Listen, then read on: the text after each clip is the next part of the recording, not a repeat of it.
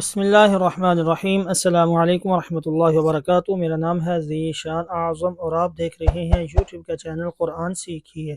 اللہ کی رحمت سے امید ہے کہ تمام ناظرین کرام خیر و عافیت کے ساتھ ہوں گے۔ محترم ناظرین کرام، آج ہم دعائے قنوت کو سیکھیں گے۔ دوسری نماز ہم نے سیکھ لی، لیکن وطر کے اندر دعائے قنوت پڑھی جاتی ہے جو احادیث سے مروی ہے۔ ہم آج انشاءاللہ العزیز اس کو سیکھتے ہیں۔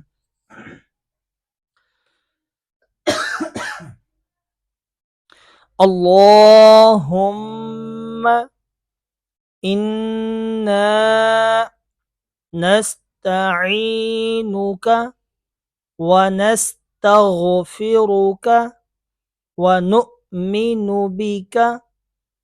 یہاں تک دیکھ لیں ناظرین کرام، یہ پیچھے بھی میں نے جو دعائے مسورہ تھی اس کے اندر بھی بتایا تھا کہ اللہ عز و جل کے لام سے پہلے زبر ہو تو اس کو پر یعنی موٹا پڑھتے ہیں، میم مشدد میں ہمیشہ غنہ کرتے ہیں، نون مشدد میں بھی ہمیشہ غنہ کرتے ہیں، ٹھیک ہے۔ الف سے پہلے زبر ہو تو الف مدہ ہوتا ہے، ساکن حرف اپنے سے پہلے متحرک حرف سے مل کے پڑھا جاتا ہے، یا ساکن سے پہلے زیر ہو تو یا مدہ، مد کا مطلب ہوتا ہے لمبا کر کے پڑھنا، ٹھیک ہے۔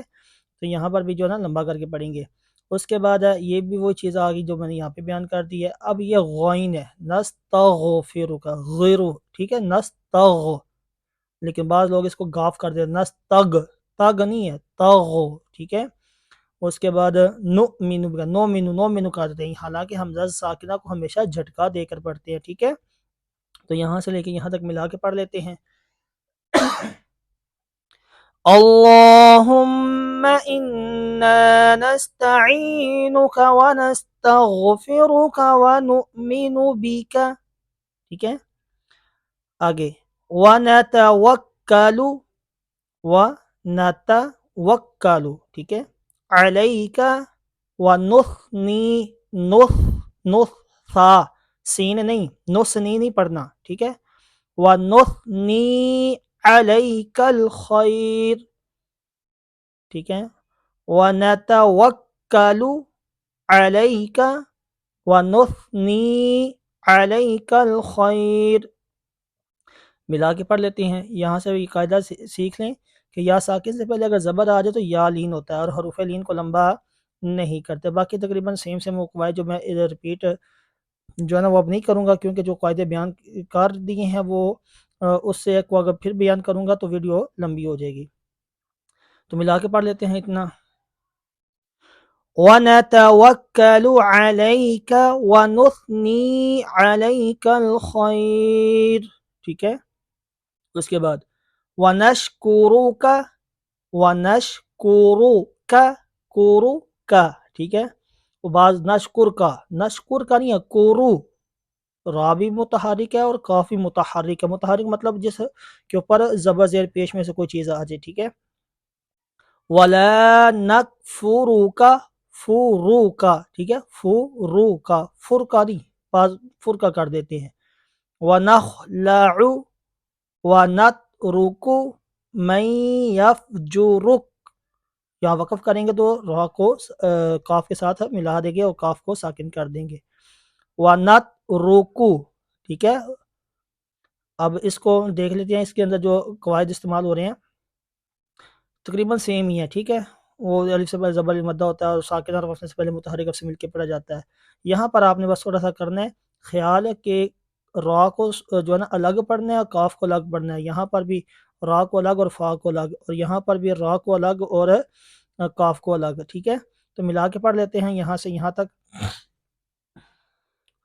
وَنَشْكُرُكَ وَلَا نَكْفُرُكَ وَنَخْلَعُ وَنَتْرُكُ مَن يَفْجُرُكَ، ٹھیک ہے۔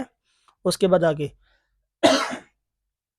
اللہم ایاک نعبد ولک نصلی ونسجد وإلیک نسعى ونحفد ونرجو رحمتک ونخشى، اتنا سیکھ لیتے ہیں پہلے۔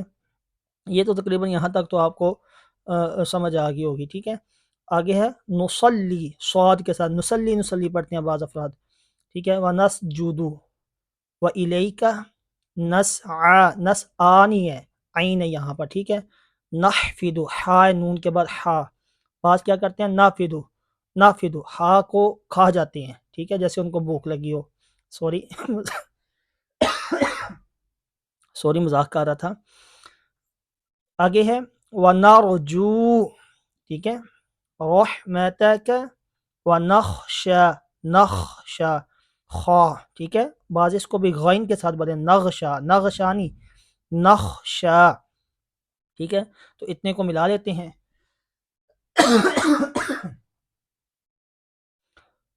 اللهم إياك نعبد ولك نصلي ونسجد وإليك نسعى ونحفد ونرجو رحمتك